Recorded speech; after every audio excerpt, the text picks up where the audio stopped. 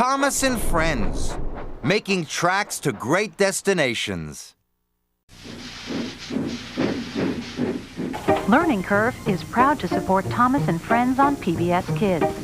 Because when it comes to encouraging your child's creativity, we believe the best lessons in life are based on play.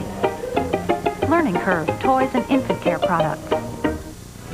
Because nothing inspires the imagination quite like the magic of train travel, Amtrak is proud to support Thomas and Friends on PBS. You can never have too many friendly faces out on the rail.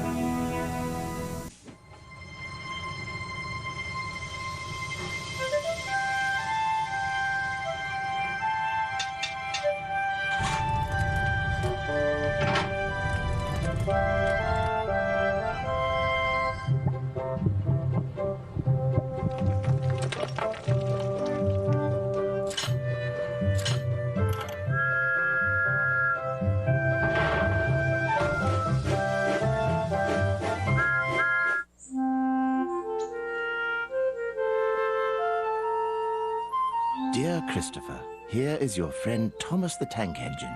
He wanted to come out of his station yard and see the world. These stories tell you how he did it. I hope you will like them, because you helped me to make them. Your loving, Daddy.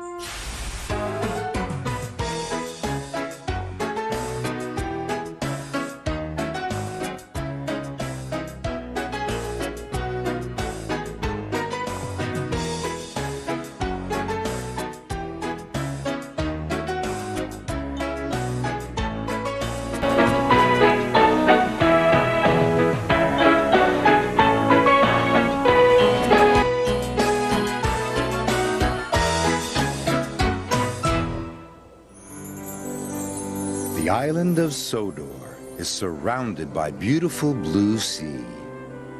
It has fields of green and sandy yellow beaches. There are rivers, streams, and lots of trees where the birds sing. There are windmills and a coal mine, and docks where visitors to the island arrive. The island also has lots and lots of railway lines. Who's that puffing down the track? It's Thomas! Hello, Thomas!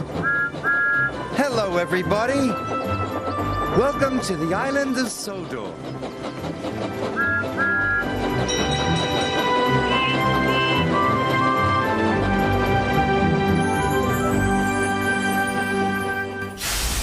Today on the island of Sodor, we'll see what happens when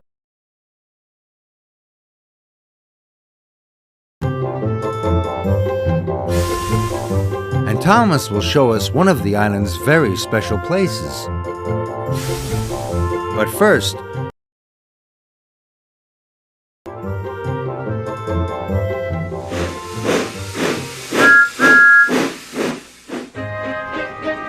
Thomas the Tank Engine had been working in the coal yards all day. The little blue engine was covered in coal dust. "We can't clean you up tonight, Thomas," said his driver. "There's a problem with the hose pipe." "Bother," said Thomas. "A bath would make me feel much better. The others are sure to say I look silly."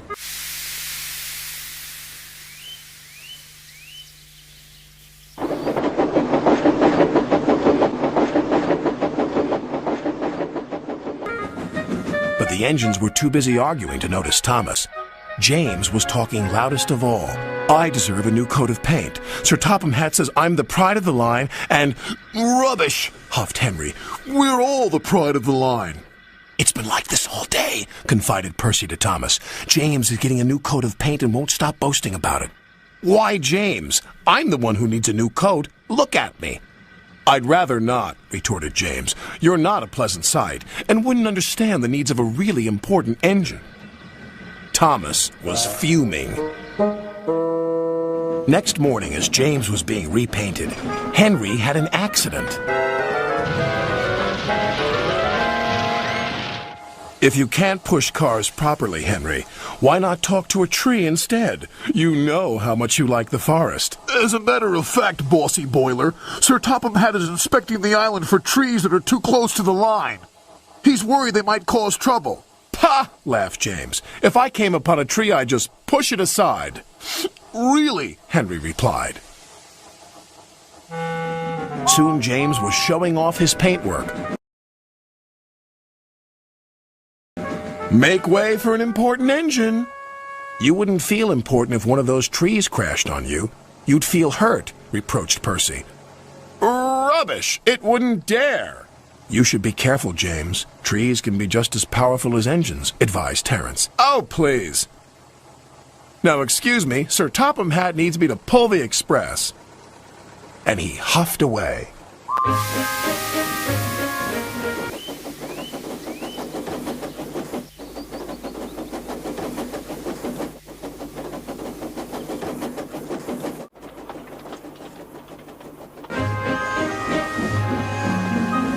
But James was wrong. "You must go to the yards and collect an important goods train, James. It's heavy, so be careful," said Sir Topham Hatt. "But, sir, I've just been repainted. Can't Thomas or Percy do it? They're dirty and like working with freight cars." "Really useful engines don't argue." So James didn't. By the time he arrived at the yards, the weather had changed for the worse. "Your color's nice, James. Pity about your face, though," said a freight car. James ignored them and set off.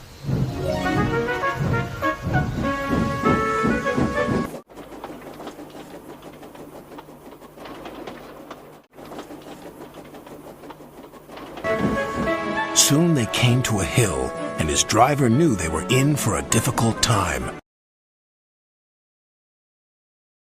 An old tree close to the track was being blown by the strong winds,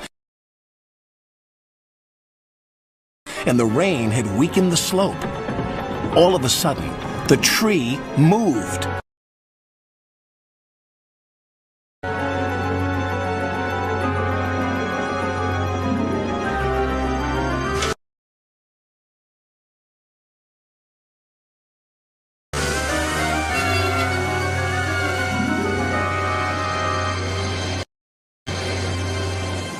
"Oh, help!"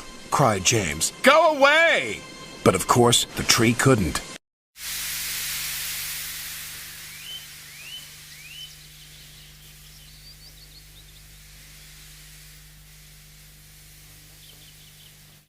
James tried to reverse away from the tree, but his train was too heavy. Then he heard a whistle.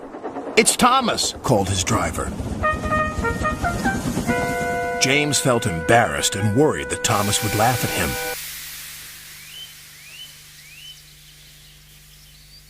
But Thomas didn't. He knew this was no time for teasing. "Beep, beep." "I'm ready," whistled Thomas. "So am I," replied James. "As ready as I'll ever be."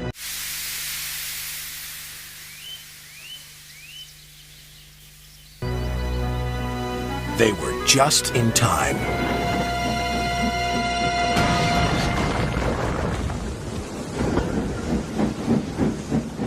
Later, James spoke to Thomas. "Percy and Terence were so right to warn me. Thank you for rescuing me, Thomas." "Oh, that's all right. We engines must pull together, whatever the weather." Just then, Edward bustled in. "Sir Topham Hatt thinks you're both brave engines. Thomas, you're going to have a new coat of paint. And James, Sir Topham Hatt says that tomorrow you'll pull the Special Express." Everyone was very happy.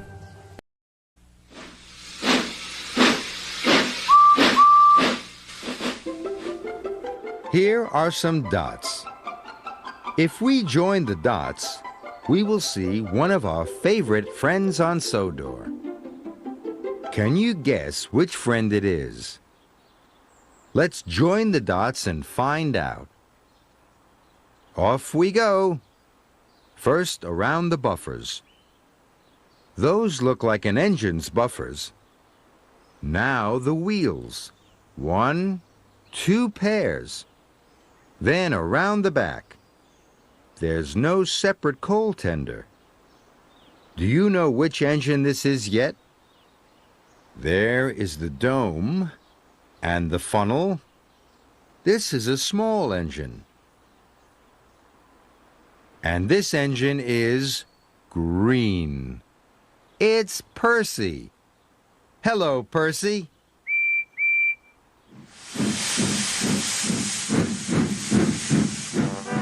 Freddy has a heavy load today.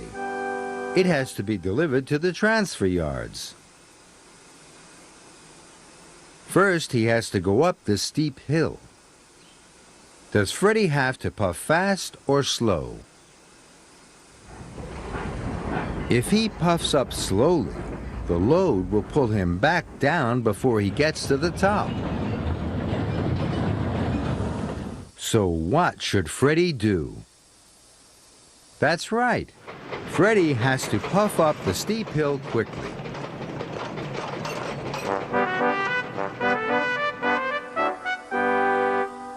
Now, Freddy has to puff down the steep hill.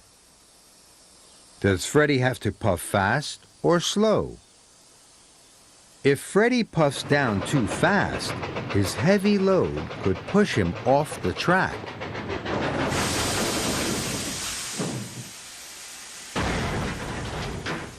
So what should Freddy do? Yes, Freddy has to puff slowly down the steep hill.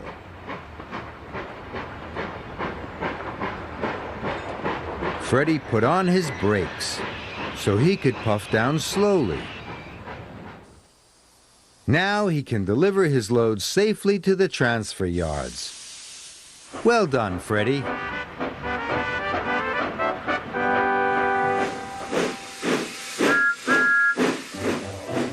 The island of Sodor is a wonderful place. Thomas enjoys puffing all over the island. There are lots of special places to visit. Where's this? That's right. It's Brendam Docks. Brendam Docks is a very exciting place. There are ships and engines, and cargo is unloaded every day. There are always new people to meet and exciting things to collect. One day, Thomas had to collect the circus from Brendam Docks. There were acrobats and clowns, costumes and carriages, and a big brass band. Thomas thought there was nothing more exciting than the circus. The circus was very heavy, but Thomas was determined to pull it all. Another day, Rocky the Crane arrived. Rocky was tall and very strong, but he had no engine. Gordon thought Rocky couldn't be really useful if he didn't have an engine. But Edward wasn't sure if Gordon was right. Rocky looked like a gentle giant. Edward knew that gentle giants are always useful. Once at the docks, Henry had to pick up a new flagpole. But Henry couldn't see the flagpole anywhere. He looked for tall things. He saw the tall masts on the ship, and he looked up at tall Cranky. Then there was trouble.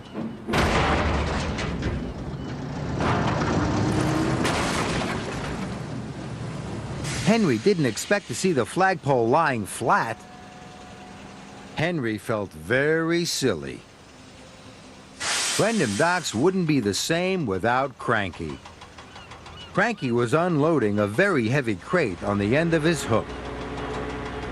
Inside was an important statue. Thomas was waiting. "I want to see the statue," tooted Thomas. Cranky didn't like being rushed by tooting tank engines.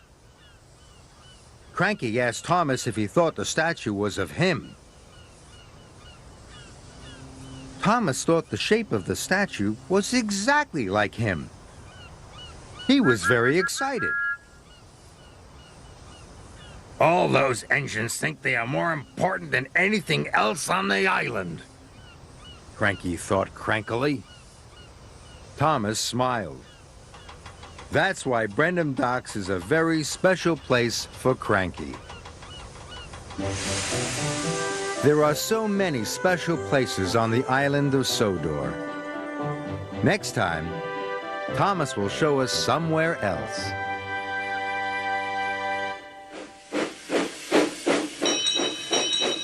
Percy is excited.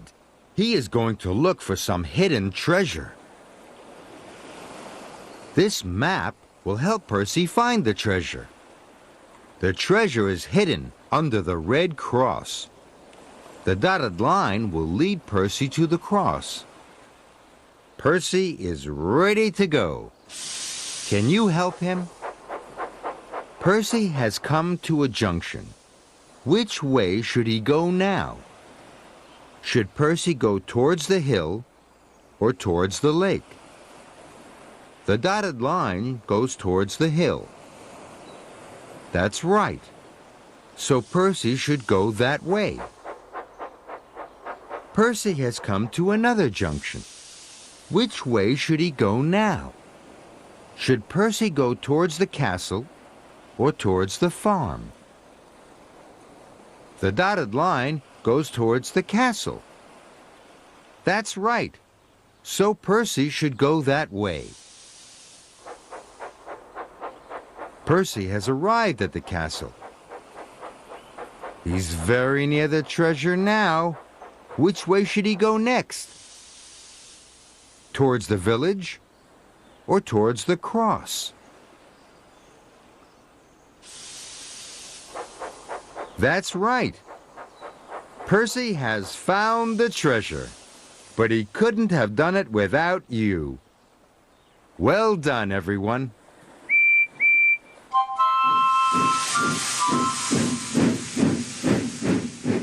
Here are some dots. If we join the dots, we will see one of the engines of the Sodor Railway. Can you guess which engine it is? Let's join the dots and find out. Off we go. There's the front of the engine. It's very straight, isn't it? And you can't see the wheels. They're hidden. The back and the top, they're quite straight too. Do you know which engine this is yet? It has a small funnel. This is a very square engine. There's only one engine that shape.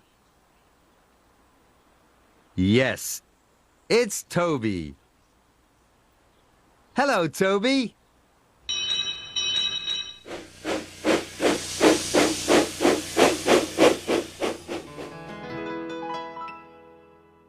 Mainline engines always boast how big they are.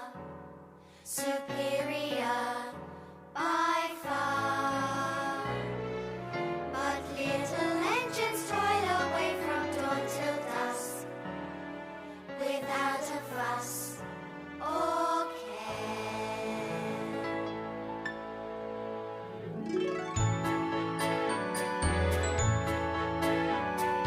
Just because we're small doesn't mean we don't stand tall, and we pull our weight like all the others do.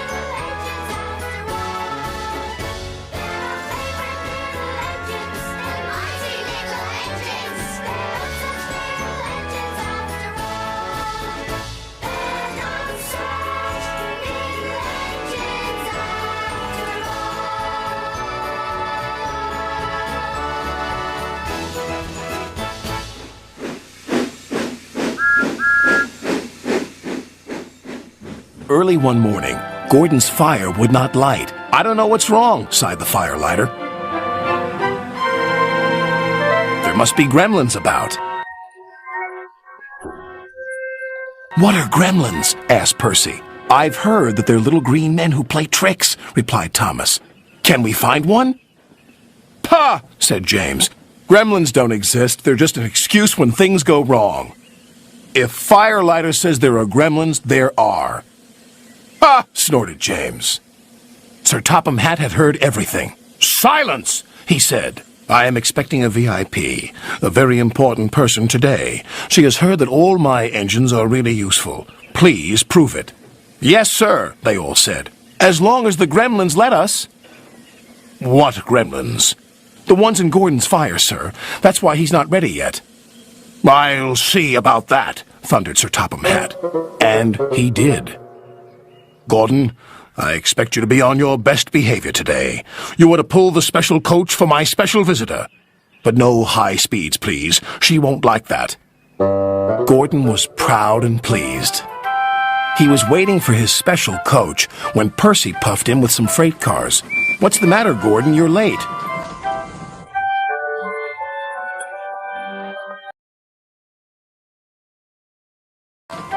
"Driver says there's gremlins in the turntable," replied Gordon. "They must be everywhere," squeaked Percy. At last the turntable was mended, and Gordon puffed away with the special coach. He was soon working hard to make up for lost time.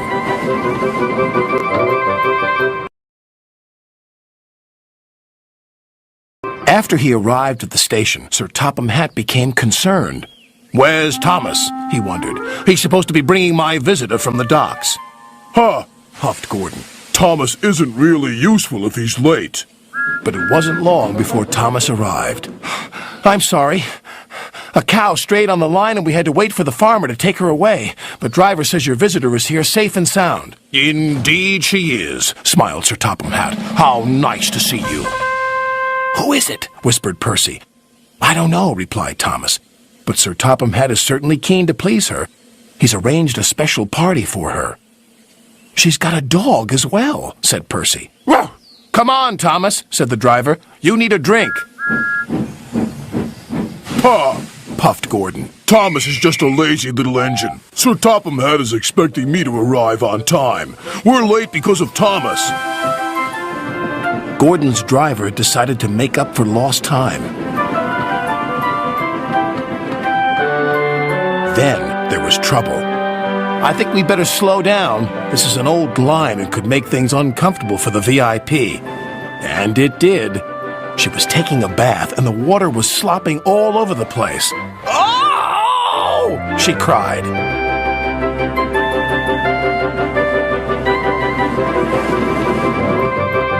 Gordon was very relieved to reach his final destination, where Thomas was waiting to collect Sir Topham Hatt and his special visitor.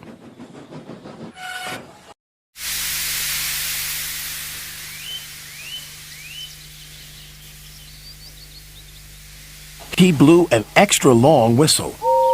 This frightened the visitor's dog so much that he fled from the station and ran into a field where a bull was grazing.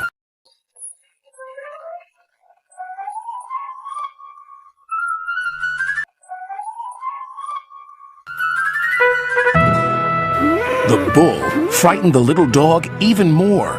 He ran back again, onto the platform and over the bridge. "Row! Row! Row!"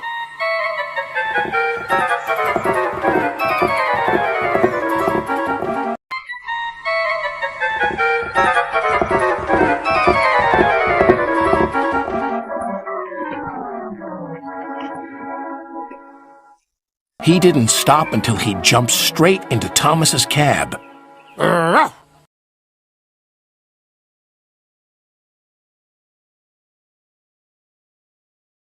Thomas was excited.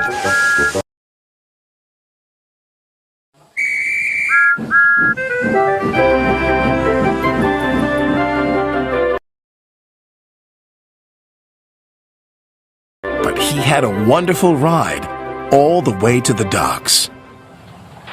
What's the dog's name? Asked the fireman. Well, after today's events, I think I'll rename him Gremlin. Sir Topham Hatt chuckled. In that case, I've met one at last. Ha ha! Excuse me, sir, but who is your very important visitor?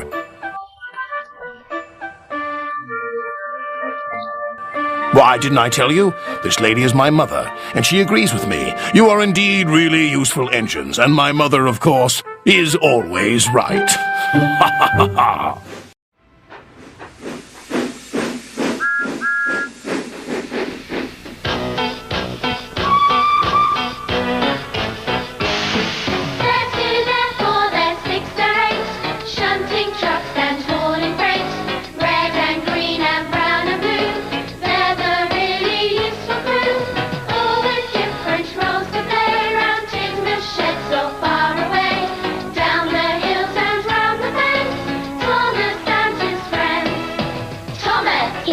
Cheeky one.